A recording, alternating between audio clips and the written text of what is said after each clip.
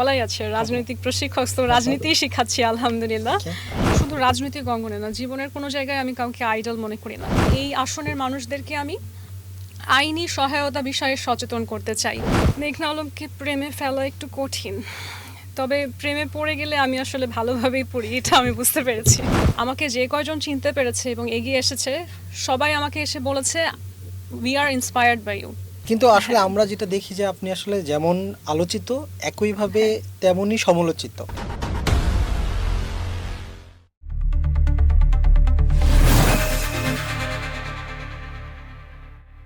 আসন্ন জাতীয় ত্রয়োদশ নির্বাচনে শুরু হয়েছে নির্বাচনের প্রচারণা। এই প্রচারণায় কি ভাবছে প্রার্থীরা আর কি চাচ্ছেন ভোটাররা জানাবো পুরোটা সময় জুড়ে। আমি এফ এ শাহেদ, রূপালী বাংলাদেশের বিশেষ আয়োজন ভোটের হওয়ার সঙ্গে আছি। আজ আমাদের স্টুডিওতে উপস্থিত আছেন ঢাকা ৮-এর সংসদ সদস্য পদপ্রার্থী মেঘনা আলম। আপনাকে অসংখ্য ধন্যবাদ আপনার মূল্যবান সময় থেকে কিছুটা সময় আমাদেরকে দেওয়ার জন্য। Thank you, I am happy to be here. আমি প্রথমেই একটু প্রশ্ন চলে যেতে চাই সরাসরি। প্রশ্নটা এমন যে আসলে আমরা একবার শৈশব থেকে শুরু করি, যেহেতু বাংলাদেশের যতগুলো নারী প্রার্থী আছে তাদের ভিতরে আপনি একজন অনেক আলোচিত। ইতোমধ্যেই আসলে আমরা সোশ্যাল মিডিয়া থেকে শুরু করে গণমাধ্যমে আপনার নিউজ পাচ্ছি। আপনি আসলে এই বাংলাদেশের রাজনীতিতে কেন আসলেন? এটা অনেকটা বলতে পারি যে এখন সময়ের চাহিদা বলতে পারি, বিকজ আমি মনে করি যে বাংলাদেশ এই মুহূর্তে আসলে একটা ক্রাইসিস মোমেন্টের মধ্যে দিয়ে যাচ্ছে। অ্যান্ড বাংলাদেশের একজন নাগরিক হিসেবে প্রতিটা মানুষেরই এখন যে কোনো একটা চয়েস চুজ করে নিতে হবে, যে আইদার আমরা একেবারেই ফ্রন্ট লাইনে গিয়ে আমাদের দেশটাকে ফিক্স করব, অথবা আমি যদি একেবারেই সেফ থাকতে চাই, সেক্ষেত্রে যার সামর্থ্য আছে সে হয়তো দেশের বাইরে কোথাও চলে যাবে। কিন্তু দেশের মধ্যে থেকেই আমি যদি এই যে সিস্টেমিক যে চেঞ্জটা সেখানে পার্টিসিপেট না করি, তাহলে আমার কাছে একমাত্র অপশন হচ্ছে অত্যাচারিত এবং আমরা বলতে পারি যে নট টেকেন কেয়ার অফ থাকা। তো সেই জায়গায় আসলে এই মুহূর্তে এই যে ১.৫ বছর হয়ে গেছে অলমোস্ট ইন্টারিম গভর্নমেন্টের, এবং একটা গণ অভ্যুত্থানের পরে যেখানে আমরা দেখেছি যে অনেক ইয়াং তাজা প্রাণ বিসর্জন হয়েছে, এখনও অনেক মানুষ আছে যে সেই ট্রমা থেকে এখনও রিকভার করতে পারেনি, এবং আমাদের দেশটার যে ভালো চেয়েছিলাম আমরা, সেক্ষেত্রে আসলে অনেকাংশে আমাদের দেশ পিছিয়ে পড়েছে একদম গ্লোবালি। কিন্তু বাংলাদেশ এখন একজন আউটকাস্ট, ইন্টারন্যাশনাল সব কানেকশনস থেকে আমাদের দেশটাকে আসলে একেবারে বিচ্যুত করে ফেলা হয়েছে। সেই অবস্থায় একজন বাংলাদেশি হিসেবে আমার কাছে মনে হয়েছে যে রাজনৈতিক বিষয়ে যখন লেখাপড়া করলাম, রাজনীতি শেখাচ্ছি, সেখানে আমি কেন ঘরে বসে থাকবো। আমার কাছে মনে হলো যে it's time to fix the country and get involved in the system so I can change it from within. আসলে আপনি রাজনীতি করবেন বাংলাদেশে, অনেক অপশন ছিল, অনেক দল ছিল, অনেক বৃহৎ দল ছিল, সেক্ষেত্রে আপনি মানে সরাসরি বললে গণ অধিকার কেন বেছে নিলেন? এখন আমার ফোকাসটা প্রথম দিকে ছিল প্রাথমিকভাবে এমপি ইলেকশন করা, যেটা আসলে একটা প্রার্থী নির্বাচন প্রক্রিয়া। কিন্তু আমাদের যে দেশের সিস্টেম ইলেকশনের, সেখানে আপনার মনোনয়ন নিতে হয় দলীয় কিংবা স্বতন্ত্রভাবে নিলেও আসলে সেখানে অনেক রকম লিমিটেশনস থাকে। স্বতন্ত্র যে মার্কাটাও দেওয়া হয়, সেক্ষেত্রেও আসলে আমাদের ততটা স্বাধীনতা থাকে না। এবং একটা মানুষ যখন আসলে নির্ধারণ করে ফেলে যে আমি আসলে দেশকে বদলানোর জন্য, দেশের জনতার অধিকার ফিরিয়ে আনার জন্যই রাজনীতিতে এসেছি, তখন গণ অধিকার পরিষদের মতন একটা দল যখন আমাকে ওয়েলকাম করে নিল এবং তাদের আইডিওলজিটাও সেম, জনগণের অধিকার নিশ্চিত করার জন্যই তো গণ অধিকার পরিষদ, তখন আমার কাছে মনে হয়েছে যে ইটস সিনক্রনিসিটি, যে ইউনিভার্সই হয়তো প্ল্যান করে আমাদেরকে এক জায়গায় মিট করিয়ে দিয়েছে। বেড়ে ওঠা আপনার কোথায় এবং আপনি কোথাকার ভোটার?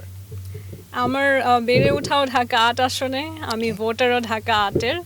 এবং এটা আসলে একটা কাকতালীয় ব্যাপারই যে আমি যখন ডিসাইড করি যে আমি নির্বাচনে অংশগ্রহণ করব, আমার ফার্স্ট অপশনই ছিল যেই এলাকার ভোটার আমি। তখন দেখলাম যে এলাকার আসনটা এত আলোচিত হয়ে গেছে যে এখন সবার মুখে এই প্রশ্নটা যে আমি আসলে কোন জায়গার ভোটার। আমি একেবারেই হচ্ছে ঢাকা ৮ আসনের ভোটার জন্ম থেকে। ঢাকা ৮ আসন একটি ঢাকা শহরের অনেক গুরুত্বপূর্ণ আসন এবং সেখানে অনেক হেভিওয়েট প্রার্থী রয়েছে, মির্জা আব্বাস রয়েছে, এনসিপির একজন প্রার্থী রয়েছে। সেই জায়গায় আসলে আপনি আপনাকে বা আপনার কি মনে হচ্ছে যে জনগণ আসলে ওই হেভিওয়েট প্রার্থী বাইরে রেখে আপনাকে ভোট দিবে, এবং যদি ভোট দেয় কেন ভোট দিবে, মানে আপনাকেই কেন ভোট দিবে তারা, কেন, আপনি কেন মনে করেন? আমি শুরুতেই বলেছি মানুষকে বুঝতে হবে যে এই নির্বাচন দলীয় নির্বাচন না। এই নির্বাচন কোনো দলকে নির্বাচন করার জন্য হচ্ছে না, জাতীয় নির্বাচন হচ্ছে জনগণের প্রতিনিধি সিলেক্ট করার জন্য। সেখানে উন্নত বিশ্বে আমরা দেখি যে আসলে কোনো দল কিংবা মার্কা এগুলো থাকেই না, শুধু প্রার্থীর নামটা থাকে। যে প্রার্থীকে দেখেই আপনি বিবেচনা করুন কাকে আপনার প্রতিনিধিত্ব করার জন্য সংসদে পাঠাবেন। এখন আমাদের দেশের রাজনীতির কালচারটাই এমন হয়ে গেছে যে এখানে সংখ্যাগরিষ্ঠ দলের উপর ডিপেন্ড করে আমরা প্রার্থী নির্বাচন করে এসেছি বিগত সময়ে, এবং সেটার ফলাফলও আসলে যে খুব ফলপ্রসূ হয়নি সেটা তো আমাদের দেশের নাগরিকরা অলরেডি জানেন। একটু সংক্ষেপে উত্তর দেবেন। সেটা হচ্ছে আপনি কিছুদিন আগে বলেছিলেন মনে হয় এমন, যে আসলে একজন প্রবীণ তার অবসরে যাওয়া উচিত, একজন নবীন তার জি। শেখা উচিত। সেক্ষেত্রে জি। আপনি কেন দুজনের থেকে আসলে নিজেকে যোগ্য মনে করছেন, একদম সংক্ষেপে? দেখুন, আমাদের সমাজে আমরা অনেক সময় মানুষকে বলি বি ইয়োর সেলফ, কিন্তু একটা মানুষ যখন সত্যি কনফিডেন্টলি বলে যে আমি যোগ্য, তখন আমরা আবার চিন্তা করি তাকে কিভাবে দমিয়ে দেওয়া যায়। আমরা আসলে মানুষকে উৎসাহ করি, কিন্তু যেই মানুষটা সত্যিকার অর্থেই নিজের ভ্যালুটা রিয়েলাইজ করে কিংবা নিজেকে সেইভাবে গ্রুম করে, তাকে যে মর্যাদাটা দেওয়ার সেই সিস্টেমটা আমাদের সমাজে এখন পর্যন্ত গড়ে ওঠেনি। আমি যদি নিজেকে যোগ্য মনে না করি তাহলে আমি ইলেকশনে অংশগ্রহণ কেন করব? আপনি যদি সংসদ হন বা আপনি যদি সাংসদ হিসেবে আপনার দায়িত্ব পালন করেন, সেক্ষেত্রে বাংলাদেশের ভাবমূর্তি বিশ্বের কাছে তুলে ধরতে বা বাংলাদেশের গ্রহণযোগ্যতা তুলে ধরতে আপনার কি ধরনের পদক্ষেপ থাকবে, বা আপনার কোনো কর্মপরিকল্পনা আছে কিনা? এখন যখন আমি সংসদে বসবো এবং সেখানে হয়তো আমার আমরা যেটাকে আসলে ক্ষমতা বলি, হার্ড পাওয়ার, যে আমার বিভিন্নভাবে বিভিন্ন দেশের সাথে ডিপ্লোম্যাটিক্যালি কথা বলার সুযোগ হবে, এবং আমার সংসদে যারা হচ্ছে আমার সহযোদ্ধা থাকবেন তাদের সাথেও আসলে আমার যে ল মেকিং, পলিসি মেকিং, প্রত্যেকটা জায়গায় অবদান রাখার একটা সুযোগ থাকবে। তখন আমি চেষ্টা করব যে কোন পলিসিসগুলো বা কোন লগুলো আছে যেটা নারী বান্ধব এবং যেটা আন্তর্জাতিক অঙ্গনে স্পেশালি এই জেন্ডার প্যারিটি জায়গাটা স্ট্রেনদেন করে, সেগুলোকে খুঁজে বের করা এবং সেগুলোতে আরও বেশি অর্থায়ন করতে ইন্সপায়ার করা, এবং কোন ধরনের ল বা পলিসি আছে যেটার কারণে বাংলাদেশের সাথে অনেক প্রতিবন্ধকতা হয় বাইরের দেশের একটা ভালো বন্ডিং হতে। শুধুমাত্র কাজ, শ্রমিক, এই বিষয়গুলো না, এক একটা দেশের সাথে বাংলাদেশের যে বন্ধুত্ব তৈরি করা, যেখানে সামাজিক মর্যাদাটা সমান সমান হওয়া সম্ভব, সেই জায়গাগুলোতে আমি বাংলাদেশের মানুষকে কিভাবে সংযোগ করাতে পারি সেই বিষয়গুলো আমি সংসদে তুলে আনবো। সো আমি হয়তো যদি সংসদে বসার সুযোগ পাই, আমি হয়তো প্রথম সেই সংসদ সদস্য হব যে বাংলাদেশের ইমেজ ব্র্যান্ডিংয়ের ক্ষেত্রে একটা ভূমিকা রাখতে পারবো ইনশাল্লাহ।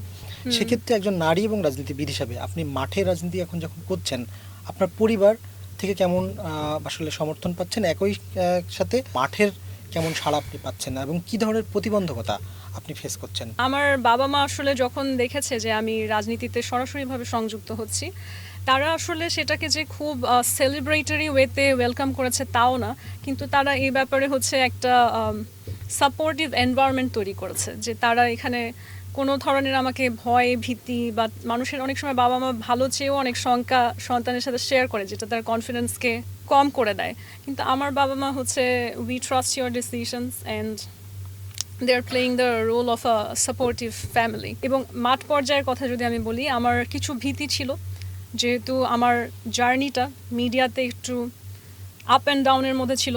মিডিয়া একইভাবে যেমন আমাকে নিয়ে অনেক পজিটিভ রিপোর্টিং করে, কিছু মিডিয়া আমাকে নিয়ে অনেক অপবাদ ছড়ানোর চেষ্টা করে। সো আমার পার্সোনাল জায়গাতে কিছু শঙ্কা ছিল যে পাবলিক রিয়াকশন কেমন হবে। আলহামদুলিল্লাহ, আমি তো যখন আসলে ঢাকা ৮ আসনে, এটা it's a blessing in life. Dhaka ৮ আসন হচ্ছে সবচেয়ে শিক্ষিত, এবং আমরা হয়তো গুলশান বনানীকে ভাবি এলিট, কিন্তু বাংলাদেশের ক্ষেত্রে, ঢাকার ক্ষেত্রে ক্ষমতার কেন্দ্রবিন্দু আমি যদি বলি কোন জায়গা, সেটা হচ্ছে ঢাকা ৮ আসন। এখানে প্রত্যেকটা ফ্যামিলি প্রোগ্রেসিভ, এখানে সব girls school and college, maximum ফ্যামিলিতেই দেখা যাচ্ছে মেয়ে সন্তান আছে। তো সেই জায়গাটা থেকে তারা আমার প্রতি অনেক সহানুভূতিশীল। আমি যখন বের হই আমার বাসার সামনে, আমি খুব দূরেও যাব না, আমার বাসার সামনে বেইলি রোড, এই রাস্তাটা দিয়ে যখন আমি হাঁটি, আমরা একবার ক্যামেরা বন্দিও করেছি যে নর্মাল কোনো ইলেকশন ক্যাম্পেইন না, আমি জাস্ট হেঁটে যাচ্ছি, পাবলিক রিয়াকশন কি। আমাকে যে কয়জন চিনতে পেরেছে এবং এগিয়ে এসেছে, সবাই আমাকে এসে বলেছে we are inspired by you. মহিলারা এসে আমাকে বলেছে যে আমার যে মেয়ে সন্তান, সে আমাকে বলে যে এতখানি সাহসের সাথে সে যখন এত ক্ষমতাধরদের সামনে কথা বলছে, তার মানে তো সে যে কোনো অবস্থাতে আসলে অন্যায়ের প্রতিবাদ করতে পারবে। এবং আরও একটা মজার জিনিস হচ্ছে, একদমই হচ্ছে বয়স্ক যারা বা অনেক রিলিজিয়াস পুরুষ যারা, আমার অবাক হয়েছি আমি যে আমার আমার অবস্থানটা তারাও বুঝতে পারে এবং আমার প্রতি তাদেরও সমর্থন আছে আলহামদুলিল্লাহ।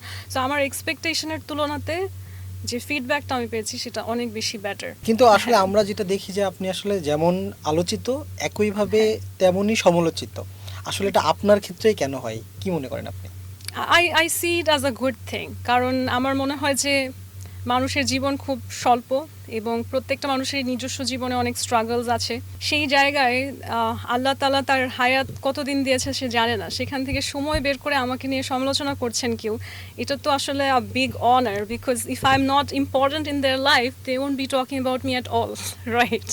ওকে, ওকে, আমরা বুঝতেছি এটা আপনি আসলে ইটস ওকে। আমি একটু এই জায়গা থেকে আসি, সেটা হচ্ছে একইভাবে আমরা একটু দেখি আপনার পেজও আমরা দেখি, জি, দেখতে হয় আপনি দেখতে অনেক হয়।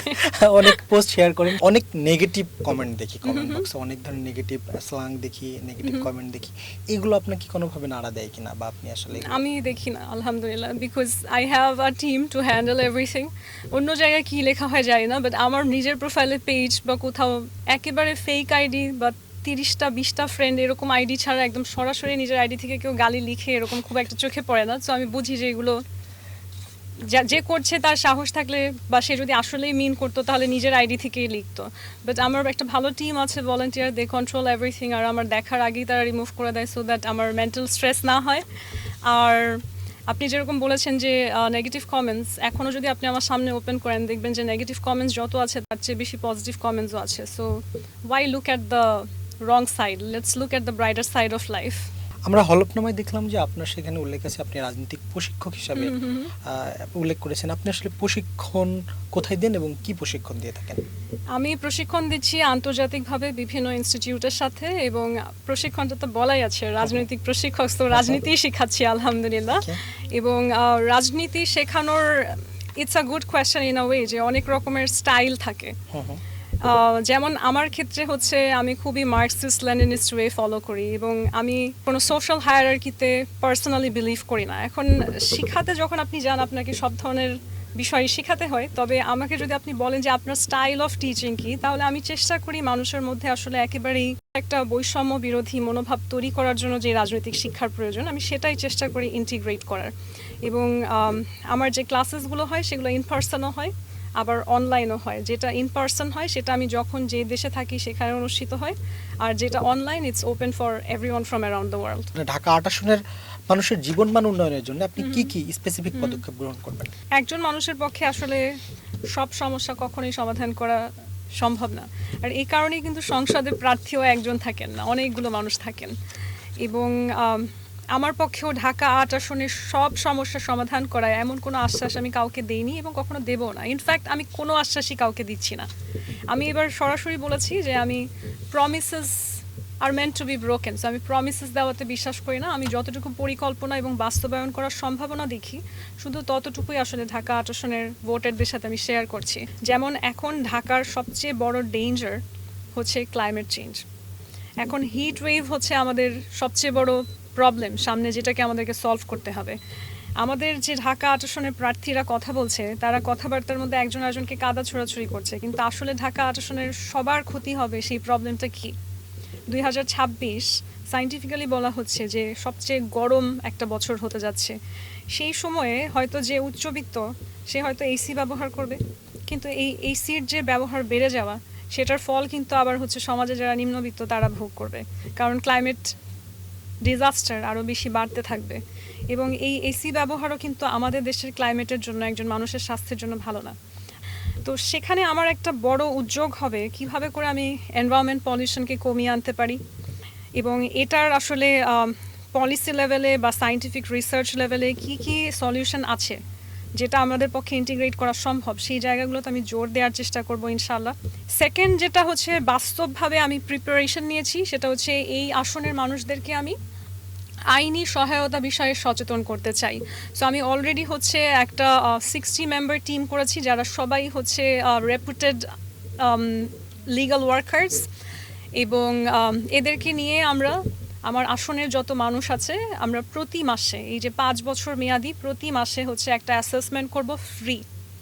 সেখানে মানুষ এসে তার যে কোনো আইনি সমস্যা শেয়ার করতে পারবে, কি কি প্রতিকার হতে পারে, কি অপশন আছে, বা তার জন্য হচ্ছে আইনের কি কি সহায়ক ভূমিকা থাকতে পারে সেগুলো সম্পর্কে জানতে পারবে, বা কোন জায়গায় গেলে, কার কাছে গেলে কিভাবে করে সে তার সমস্যাটা সমাধান করবে আইনি প্রক্রিয়ায়, সেই গাইডলাইনটা সে পেতে পারে।